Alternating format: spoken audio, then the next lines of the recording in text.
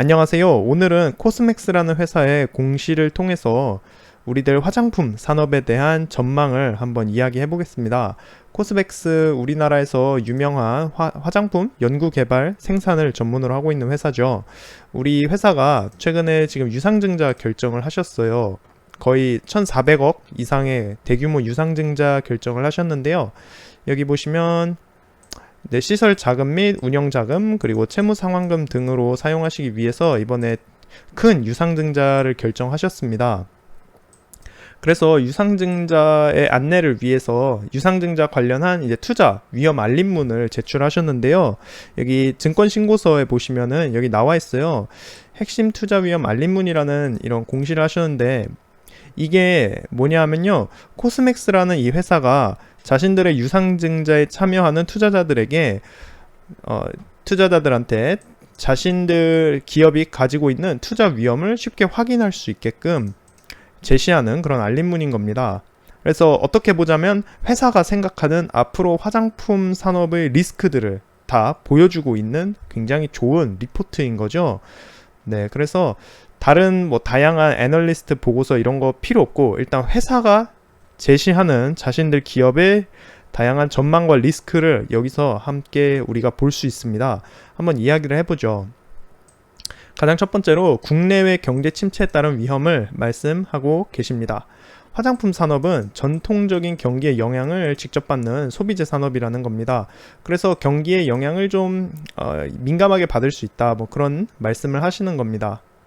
보시면은 국내 및 세계 경기가 지금 코로나19 사태 당시에 작년에 침체된 경기의 반등 효과 및 전 세계의 백신 보급 등으로 완만한 회복세를 나타낼 것으로 예상은 하고 있지만, 이 예상과 달리 경기 침체가 장기화되거나 또는 악화될 수 있는 가능성도 존재한다는 사실입니다. 특히 당사가 영위하는, 우리 코스맥스가 영위하는 화장품 사업은 실생활과 밀접한 관련을 갖고 있는 소비재 산업, 그렇기 때문에 경기 변동에 따라 직접적인 영향을 받을 수 있습니다 라고 이야기를 합니다. 투자하신다면 경기가 언제든 나빠질 수 있고, 여기서 이야기하고 있는 코로나19 장기화 및 악재가 더 생길 수도 있다는 가능성을 염두에 두고 투자를 결정하셔라, 그런 얘기를 하고 계시는 겁니다. 또 국제 정세에 따른 해외 법인 매출 감소 우려, 이것도 중요하다고 말씀합니다. 우리가 다 알다시피 우리 국내 화장품 수출 시장에서 중화권 수출 의존도는 굉장히 중요합니다. 큰 비중을 차지하고 있다라고 우리 회사도 밝히고 있습니다. 자, 그런데 2016년에 사드 사태에 따른 그런 한한령이나 2019년에 미중 무역 분쟁과 같은 이러한 국제 정세의 급격한 변화에 따라서 중국 시장 내 당사를 포함한 국내 화장품 사업이 큰 타격을 받을 수 있다라는 이야기입니다. 그렇기 때문에 투자자 주의가 필요할 것으로 판단됩니다 라는 이야기를 하고 있습니다. 또한 우리 중국뿐만 아니라 여기 보시면은 동남아 시장 개척도 하고 있다고 밝히고 있는데요. 최근에 미얀마 군부 쿠데타 있지 않았습니까? 이로 유혈 사태가 이어지면서 현지 업체들의 대외 교역이 금지되고 당사 자회사의 매출에 부정적인 영향 등을 미칠 수 있다. 그러니까 투자할 때 조심하시기 바랍니다 라고 밝히고 있습니다. 이러한 대외적인 이슈에 따라서 큰 영향을 받을 수 있다는 거죠. 여기 또 다른 이야기도 하는데요. 외국인 관광객 감소 위험, 이것도 중요합니다. 제가 이 화장품 산업을 가장 크게 접했던 순간이 명동에 가서, 명동 역 딱 내리자마자 눈에 가장 많이 보이는 게 화장품 매장입니다. 그런 만큼 관광객을 대상으로 한 마케팅 굉장히 중요한데요. 여기서도 회사가 밝히고 있죠. 우리나라의 화장품 산업은 해외 관광객의 소비로 인해서 높은 성장률을 기록할 수 있었다 라는 겁니다. 그런데 어떻게 됐습니까? 이번에 코로나19 사태처럼 예상치 못한 이벤트로 인해서 해외 관광객의 입국이 감소하면서 화장품의 소비 또한 축소되었다라는 겁니다. 우리 아까 위에서 뭐라고 이야기했습니까? 코로나19 사태처럼 이렇게 코로나19 사태, 이거 굉장히 중요하다는 거죠. 이게 지금 관광객의 입국이 감소하는 결정적인 단서를 제공하지 않았습니까? 그렇기 때문에 국내 화장품에 대해 높은 구매력을 보유하고 있는 중국군 관광객의 방문도 급격히 감소했다. 그래서 전체적으로 화장품 업계의 매출의 감소 또 부정적인 영향을 끼치고 있다. 그런 이야기를 하고 있습니다. 그래서 이것도 일본 문항에서 밝혔던 사실이지만 이 코로나19 사태가 이로 인해서 해외 관광객의 소비 회복이 지연될 경우에 당연히 매출에 부정적인 영향을 끼칠 수 있다라는 겁니다. 근데 반대로 우리가 투자자 입장에서 코로나19 사태가 곧 있으면 끝날 수도 있을 것 같아. 백신 보급도 지속적으로 되고 또 방역 당국의 조치도 적절한 조치도 취해지면서 코로나19 사태가 곧 끝날 수도 있을 것 같아 라는 생각을 가지신 분이라면 이 의견에 반대하면서 투자해도 괜찮지 않을까라고 생각할 수도 있겠죠. 또 화장품 산업의 성장 둔화 위험, 이거 굉장히 흥미롭네요. 우리 회사가 이야기하고 있는 산업 둔화 위험성에 대해서 한번 보죠. 일단 글로벌 화장품 시장 규모가 매년 지속적으로 증가하는 추세라는 것은 말씀하고 계시네요. 연평균 4.5% 수준 성장률, 2021년에는 약 2,178억 달러 규모를 기록할 것으로 전망되고 있다라고 합니다. 그래서 계속해서 성장하고 있는 추세라고는 하네요. 등등등 여러 가지 이야기를 하고 계시는데요. 작년에 사실 코로나19 영향으로 성장세가 둔화되었으나 올해 2021년에는 약 512억 달러 규모를 기록할 것으로 전망되고 있습니다. 라고 이야기를 합니다. 그러나 글로벌 유행에 따라 우리 코로나 바이러스의 글로벌 유행에 따라서 소비 방식이 좀 바뀌는 그런 조짐이 보이고 있다는 말씀도 하시네요. 이게 좀 인상 깊네요. 재택근무의 확산 그리고 국가 간 이동 제약에 따른 이런 그래서 휴가철의 수요의 감소. 이건 제가 생각을 못했네요. 마스크 착용의 일상화. 이것도 확실히 화장품 산업에는 악재입니다. 이러한 원인으로 외부 활동이 축소되면서 화장품 수요가 감소되었습니다. 라는 겁니다. 그렇기 때문에 소비 트렌드의 변화가 전방 시장의 성장 둔화를 야기할 수 있음을 항상 알고 계시라고 말씀하고 계시네요. 그래서 이 모든 게 처음 일본에서 이야기했던 코로나19 장기화에 대한 리스크죠. 여기 보시면은 장기화될 경우에 당사 사업에 부정적인 영향을 끼칠 가능성이 존재합니다. 라고 밝히고 계십니다. 화장품 산업의 계절성에 의한 매출 변동 위험. 이거는 무슨 내용일까요? 전통적으로 화장품 산업이 계절과 민첩한 관련이 있다고 하네요. 저는 이거 몰랐네요. 날씨가 건조해지는 동절기에는 화장품 매출이 증가하고 하절기에는 매출이 감소한다고 하네요. 저는 이런 사실을 잘 몰랐습니다. 그렇기 때문에 대체적으로 이런데 여기 보시면은 점점 다양한 하절기용 기능성 제품이 출시되고 있다라고 하시네요. 그렇기 때문에 계절적인 변동 요인은 점점 감소하고 있다라고 합니다. 근데 우리 회사 코스맥스의 최근 매출 분포를 보시면 2분기 및 4분기의 매출액이 다른 분기에 비해 소폭 높은 경향을 보이고 있다. 그런 이야기도 합니다. 2분기 및 4분기에 하절기 및 동절기용 기능성 제품 매출이 증가하였기 때문이다 라는 이야기를 하시네요. 그래서 이런 얘기를 하시는 거죠. 계절에 따라서 매출이 늘 수도 있고 줄 수도 있고 이런 변동성이 있기 때문에 투자하실 때 이를 유의해 주시기 바랍니다. 라는 말씀을 하십니다. 이건 제가 잘 몰랐던 사실이네요. 제가 사실 화장품 종목에는 그렇게 큰 관심이 지금까지는 없었거든요. 그래서 지금 보시면은 요거 하나만 읽어봐도 웬만한 그 화장품 회사에 투자할 때 자신의 전망 등을 바로 이야기를 할 수가 있게 되는 거죠. 또 화장품 시장의 트렌드 변화 관련 위험이라는 이야기도 하십니다. 유행이라고 하죠. 우리가 트렌드 변화가 빠르다. 그렇기 때문에 제품의 수명 주기가 짧은 특성을 갖고 있다라고 합니다. 그렇기 때문에 이 트렌드에 맞춰서 항상 이렇게 다양한 새로운 기능과 디자인의 신제품 출시를 하고 있다고 말씀하십니다. 이런 짧은 제품 수명 주기와 그리고 다품종 소량 생산 체제 이런 것에 따라서 우리 회사 코스맥스가 화장품 트렌드 변화에 뒤처지거나 거래처의 다양한 상향 파악에 실패할 경우, 이럴 경우에 우리 회사의 매출과 재무 환경에 안 좋은 영향이 있을 수 있다. 그런 이야기를 하십니다. 그러니까 화장품이라는 것 자체가 유행을 많이 탄다라는 사실도 우리 오늘 한 가지 알게 되었네요. 그리고 기존 매출 채널의 성장률 둔화 및 매출 의존도에 관한 위험. 이건 무슨 내용일까요?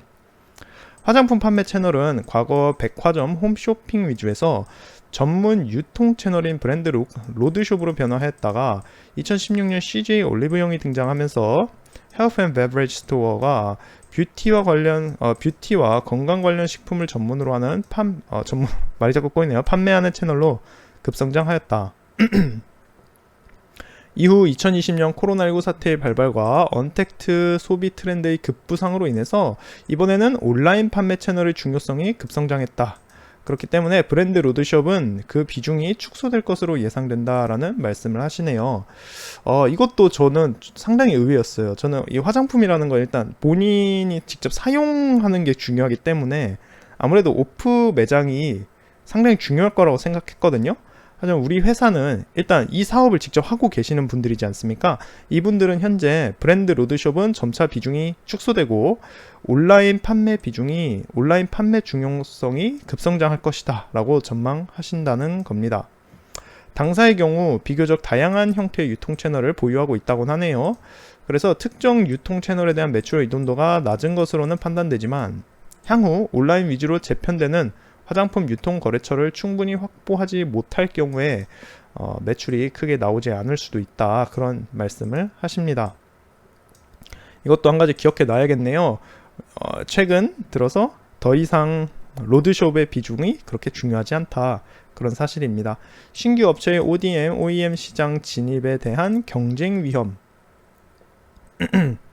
지금까지는 화장품 산업에 대해서 약간 화장품 시장의 최근 대외적 위험 요인이나 또는 트렌드에 관한 이야기를 하고 계셨다면 이번에는 경쟁에 관한 이야기를 하려고 하시는 것 같네요. 당사가 속한 화장품 산업은 신규 업체가 매년 증가하고 있는 그런 상황이라고 합니다. 국내 화장품 책임 판매 업체가 2019년 기준으로 무려 7,580개 수준이라고 하네요. 굉장합니다. 이런 추세에 따라서 우리 회사가 영위하고 있는 색조 화장품 사업과 신규 진입 업체도 증가하고 있다. 그런 이야기를 합니다. 그런데 보시면 신규 진입 업체의 대부분이 2019년 기준 국내 화장품 생산액의 60% 비중을 차지하는 기초 화장품 제품류를 생산하고 있다라고 이야기를 합니다. 그래서 보시면은 우리 회사의 경우 색조 화장품의 제형 및 대량 생산 등에 관한 노하우에 기반해서 현재는 진입 장벽을 구축하고 있다. 그렇게 밝힙니다. 하지만 이 진입 장벽을 넘는 경쟁 회사가 발생하거나 글로벌 대형 회사의 색조 화장품 제조 진출 등 확실히 이젠 글로벌 시대니까 국내에서만 경쟁을 하진 않죠. 이러한 이유로 인해서 시장 점유율이 감소한다면 당사의 사업에 부정적인 영향을 미칠 가능성이 존재합니다. 라는 이야기를 하십니다. 이거는 일반 투자자가 접근하기는 굉장히 어려운 분야네요. 이 많은 경쟁업체나 최근 사업 트렌드를 어떻게 다 파악할 수가 있죠? 네, 이게 개인 투자자가 어려운 이유 중 하나인 것 같아요. 굉장히 공부를 많이 하셔야 할 것 같습니다. 외주 거래에 대한 안정성 저하에 대한 위험. 이건 무슨 얘기일까요? 화장품 산업은 일반적으로 일부 제품의 충진, 포장 등의 제작을 외주로 진행한다. 이것도 중요하죠. 이건 다 외주로 하고 계셨다고 하네요. 우리 회사 또한 일부 제품에 대해서 외주 정책을 시행하고 있다고 합니다. 지금 보면 당사의 외주 가공비 상위 5개 사의 점유율이 81.5%를 기록하고 있습니다. 라는 말씀을 하십니다. 따라서 외주업체로부터 안정적인 공급이 되지 않아서 거래처 납기 대응이 불안정한 경우에는 이 거래처와의 우호적인 관계를 유지하는 데 부정적으로 작용할 수도 있으니까 외주 거래업체와의 관계에 대해서도 유의하시라는 그런 말씀을 하십니다. 또 납기 준수 및 매출처 요구사항 충족 실패 위험. 이건 이제 고객의 니즈가 아니라 이게 약간 납기 준수 및 매출처 요구사항이라고 하네요. 같이 연결되어 있는 사업자들에 관한 내용인 것 같습니다. 화장품 ODM 사업은 전형적인 B2B 사업으로 납기 준수, 매출처 요구사항 충족 등은 당사가 영위하고 있는 화장품 ODM 사업의 주요한 경쟁 요소입니다. 당사는 뭐 매출처가 요구하는 납기사항 이런 거 등등 안정적인 잘 충족을 해서 안정적인 협력 관계를 유지하고는 있다고 합니다. 하지만 향후 뭐 이런 잘 못했을 경우에는 당연히 영업에 부정적인 영향이 있을 것이다. 그런 이야기를 하시고요. 지적재산권 관련 위협. 이거는 뭘까요? 우리 회사의 특허가 당사의 주요 경쟁력에 해당합니다. 라는 사실을 밝히고 계십니다. 하지만 보시면은 이 지적재산권을 효과적으로 관리하지 못한 경우 또는 뭐 유사기술에 의한 경쟁 제품이 출현할 경우 실제로 이런 사건 굉장히 많습니다. 비슷한 특허를 활용해서 비슷한 경쟁 제품 만드는 경우 있다는 거죠. 이런 경우에는 물론 지적재산권에 관련한 CCBB를 가려야 하지만 그 전에 바로 매출액 타격이 올 수 있다는 겁니다. 뭐 그런 일이라는 거죠. 그래서 타사의 특허를 우리 회사가 침해하여 법적 제재를 받거나 또는 당시에 당사의 특허를 타사가 침해해서 모방하는 이러한 경우 매출에 부정적인 영향이 있을 수 있다. 그런 이야기를 하십니다. 품질 인증 관련 규정 및 화학 제품 규제에 대한 위험. 이거는 우리 식약처랑 등등 우리 국가 기준 등등을 국가 기준과 관련해서 뭔가 안 좋은 일이 발생할 경우를 말씀하시는 것 같은데요. 품질 인증 관련 국제 표준 변경 혹은 추가적인 표준 기준 신설 이런 상황에 대해서 대응이 미진할 경우에 매출에 부정적인 영향을 끼칠 수 있다. 그런 사실을 말씀하고 계십니다. 최근에 옥시 사태로 인해서 화학 제품에 대한 인체 유해성에 대한 관심이 크게 증대된 상황입니다. 그런 이야기를 하시죠. 화장품의 안전성을 강화하고 품질 수준을 높이기 위한 규제가 지속적으로 강화되고 있는 상태라는 겁니다. 이런 상황에 대해서 대응이 미진할 경우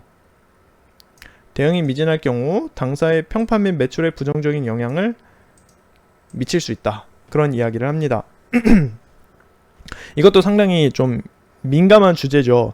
내가 내 얼굴에 바르는 이 제품이 과연 얼마나 인체에 어떤 영향을 끼치는가 중요하겠죠. 요즘 그래서 친환경적인 제품 그렇게 대세지 않습니까? 항상 화장품들도 그런 마케팅을 많이 합니다. 인체에 해롭지 않은 또 친환경적인 소재를 사용한 그런 거 굉장히 강조하죠. 그런 이야기인 것 같은데요. 이럴 때 우리 식약청 기준이나 뭐 국제품질 기준 등등 이런 기준을 제대로 맞추지 못했을 경우에는 부정적인 영향이 있을 수 있다. 그런 말씀을 하시는 겁니다. 법률 및 정부 규제 준수에 대한 위험. 이것도 제가 몰랐는데요. 화장품 산업은 정부의 화장품법 적용을 받고 있는 상태라고 하네요. 물론 우리 회사는 아직까지는 법적 제재 받은 경력이 없지만 그리고 향후에도 법규를 당연히 준수할 예정이지만 만약에 정부 규제 심화, 예측치 못한 규정 위반 등의 시정명령 등을 받게 될 수도 있다 라고 이야기합니다. 이런 경우에는 당연히 당사 제품에 대한 신뢰도 하락 또 뭐 매출 감소로 이어질 수 있겠죠. 자, 그런 이야기들을 하고 계십니다. 그렇게 우리가 오늘 코스맥스라는 회사가 밝히고 있는 사업 위험에 관한 이야기를 해봤습니다. 이건 비단 코스맥스 뿐만 아니라 다른 화장품 산업에 종사하는 회사들에 다 해당될 수 있는 사항인데요. 이 핵심 투자 위험 알림문이라는 이게 정말 괜찮은 것 같아요. 제가 최근에 투자 공부하면서 특정 산업에 관한 리스크라든지 전망을 약간 개괄적으로 알고 싶은 경우가 있습니다. 그럴 때 참고하기 가장 좋은 자료인 것 같습니다. 뭐 다양한 애널리스트 보고서나 이런 것도 물론 참고 자료가 될 수 있겠지만 가장 좋은 건 이건 것 같아요. 이 우리 회사에 투자하는 투자자들을 대상으로 회사가 직접 말하고 있는 겁니다. 이러한 대내외적 위험이 존재한다. 그래서 투자하실 때 참고하시면 좋겠습니다. 라고 이야기를 하는 겁니다. 우리 간단하게 짧게 투자 위험에 관한 알림문 봤는데 이미 화장품 산업에 관한 구체적인 우리 화장품 산업이 안고 있는 다양한 리스크 요인 그리고 화장품 산업이 현재 어느 정도 위치에 있는지 그 산업 규모 그리고 영업이 어떻게 진행되는지에 관해서 간단하게 알 수 있었습니다. 물론 여기서 이야기하는 정보를 자신이 정말 세부적으로 알려면 이 분야의 전문가가 되시거나 또는 그에 준하는 굉장히 세부적인 정보를 알고 계셔야 할 겁니다. 하지만 우리 일반인 투자자가 쉽게 접근할 때는 이게 가장 괜찮은 것 같아요. 그래서 오늘 간단하게 우리 이야기 해봤습니다. 그러면 또 다른 산업 관련된 이야기도 나중에 해볼 기회가 있으면 좋겠네요. 다들 좋은 하루 되시기 바랍니다.